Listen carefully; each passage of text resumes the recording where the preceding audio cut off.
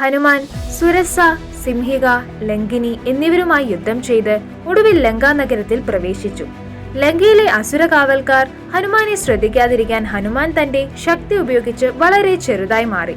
ഹനുമാൻ സ്വർണമതിലുകൾക്ക് അപ്പുറത്തേക്ക് കയറി സീതയെ വീടുകൾക്കുള്ളിലും ലങ്കയുടെ കൊട്ടാരത്തിലും രാജകീയ അറകളിലും തിരഞ്ഞു.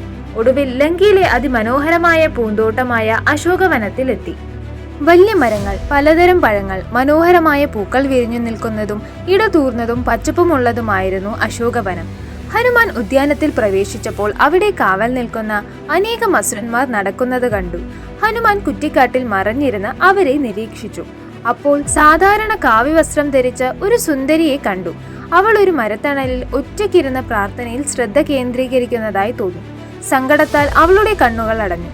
കുറച്ചു നിമിഷങ്ങൾക്കു ശേഷം അവൾ ഹൃദയത്തോട് കൈവച്ചുകൊണ്ട് പറഞ്ഞു, രഘുനന്ദൻ രാം.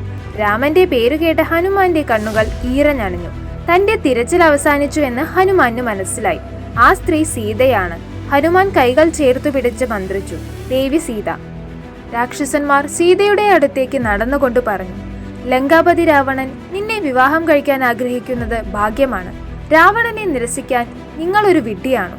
നീ രാവണനെ വിവാഹം കഴിക്കാൻ സമ്മതിക്കണം. അല്ലാത്ത പക്ഷം നീ അധിക നാൾ ജീവിക്കുകയില്ല. സീത മുഖം തിരിച്ചു പറഞ്ഞു, ഒരിക്കലുമില്ല. എന്റെ ഭർത്താവ് രാമൻ രാവണനെ അവന്റെ തെറ്റായ പ്രവർത്തികൾക്ക് ശിക്ഷിക്കും.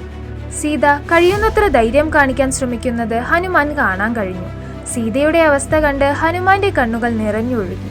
സീതയെ രക്ഷിക്കാനും പറന്നുയരാനും സീതയെ സുരക്ഷിതമായി രാമന്റെ അടുത്തേക്ക് കൊണ്ടുപോകാനും അവരെ വീണ്ടും സന്തോഷിപ്പിക്കാനും ഹനുമാൻ ആഗ്രഹിച്ചു. എന്നാൽ സീത എങ്ങനെ ഹനുമാന്റെ കൂടെ വരും? അപരിചിതരെ സീത വിശ്വസിക്കുമോ? ഹനുമാൻ സ്വയം പറഞ്ഞു, എനിക്ക് സീതാദേവിയോട് സംസാരിക്കണം. പക്ഷേ സീത എങ്ങനെ എന്നെ തിരിച്ചറിയും? കുറച്ചു കഴിഞ്ഞപ്പോൾ അസുരന്മാർ ഉറങ്ങിയപ്പോൾ ഹനുമാൻ സീതയെ സമീപിച്ചു. പ്രാർത്ഥനയിൽ കൈകൾ കോർത്ത് അദ്ദേഹം പറഞ്ഞു, മാതാ, ഞാൻ രാമന്റെ ദൂതൻ ഹനുമാനാണ്. സീതയെ അന്വേഷിക്കാൻ എന്റെ ഭഗവാൻ ശ്രീരാമനാണ് എന്നെ ഇവിടെ അയച്ചത്. രാമൻ എന്ന വാക്ക് കേട്ട് സീതയുടെ കണ്ണുകൾ വിടർന്നു. സീത ചോദിച്ചു, എന്റെ രാമൻ എവിടെ? പറയൂ ഹനുമാൻ. രാമൻ നൽകിയ മോതിരം കാണിക്കാൻ ഹനുമാൻ കൈകൾ തുറന്നു. ഹനുമാൻ പറഞ്ഞു, ഇത് ദേവിക്ക് തരാൻ ശ്രീരാമൻ എന്നോട് ആവശ്യപ്പെട്ടു. അതിനാൽ ശ്രീരാമൻ എന്നെ അയച്ചതാണെന്ന് ദേവിക്ക് മനസ്സിലാകാം. അതുകൊണ്ട് ഞാൻ ദേവിയെ സുരക്ഷിതമായി ഈ സ്ഥലത്തിൽ നിന്ന് ശ്രീരാമനിലേക്ക് തിരികെ കൊണ്ടുപോകാൻ ആഗ്രഹിക്കുന്നു. സീത മെല്ലെ മോതിരമെടുത്ത് ഹൃദയത്തോട് ചേർത്തു. സീത പറഞ്ഞു, ഹനുമാൻ, ഇതിന് ഞാൻ വളരെ നന്ദിയുള്ളവളാണ്. പക്ഷേ എനിക്ക് നിങ്ങളോടൊപ്പം വരാൻ കഴിയില്ല. രാമന്റെ ആത്മാഭിമാനമാണ് പ്രധാനം. അതിനാൽ എന്റെ രാമൻ ഇവിടെ വന്ന് ദുഷ്ടനായ രാവണനെ ശിക്ഷിച്ച് എന്നെ ഈ സ്ഥലത്തിൽ നിന്ന് മോചിപ്പിക്കണമെന്ന് ഞാൻ ആഗ്രഹിക്കുന്നു. സീത അവളുടെ കറുത്ത നിറമുള്ള നീണ്ട മുടിയിൽ പതിഞ്ഞിരുന്ന ഒരു രത്നം ഊരിയെടുത്തു. സീത അത് ഹനുമാന് കൊടുത്തു. ഈ ചൂടാമണി രാമന് കൊടുക്കൂ. തന്റെ സീത എന്നത്തെയും പോലെ ശക്തമായ വിശ്വാസത്തോടെ രാമന് വേണ്ടി കാത്തിരിക്കുന്നുണ്ടെന്ന് രാമനെ അറിയിക്കൂ. ഹനുമാൻ സീതയുടെ മുന്നിൽ നമസ്കരിച്ചു. അദ്ദേഹം പറഞ്ഞു, മാതാ, നിങ്ങളെ കണ്ടുമുട്ടിയതിൽ ഞാൻ ഭാഗ്യവാനാണ്. ഞാൻ ശ്രീരാമനെ വിവരമറിയിക്കാം. ശക്തിയും സുന്ദരിയുമായ സീതയെ കണ്ടതിനു ശേഷം ഹനുമാൻ വികാരാതീതനായി.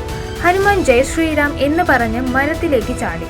അശോകവനത്തിലെ പച്ചപ്പിലേക്ക് ഹനുമാൻ നോക്കി. അവിടെ ഹനുമാനെ കാത്തിരുന്നത് പഴങ്ങളും വിരുന്നുമായിരുന്നു. ഹനുമാന്റെ കണ്ണുകൾ കുസൃതിയിൽ തിളങ്ങി. പഴുത്ത പഴങ്ങൾ കണ്ട് ഹനുമാന്റെ വായിൽ വെള്ളം വന്നു. ഹനുമാൻ പുഞ്ചിരിച്ചുകൊണ്ട് പറഞ്ഞു, ആഹാ ലങ്ക, ഞാൻ എത്തിയെന്ന് അറിയേണ്ട സമയമാണിത്. കാറ്റുപോലെ വേഗതയിൽ ഹനുമാൻ പൂന്തോട്ടത്തിനു മുകളിലൂടെ പറന്നുപോയി. തിരിച്ച് ശ്രീരാമന്റെ അടുത്തെത്തിയ ഹനുമാൻ സീതയെക്കുറിച്ചുള്ള വിവരങ്ങളും സീത നൽകിയ ചൂടാമണിയും ശ്രീരാമനെ ഏൽപ്പിച്ചു.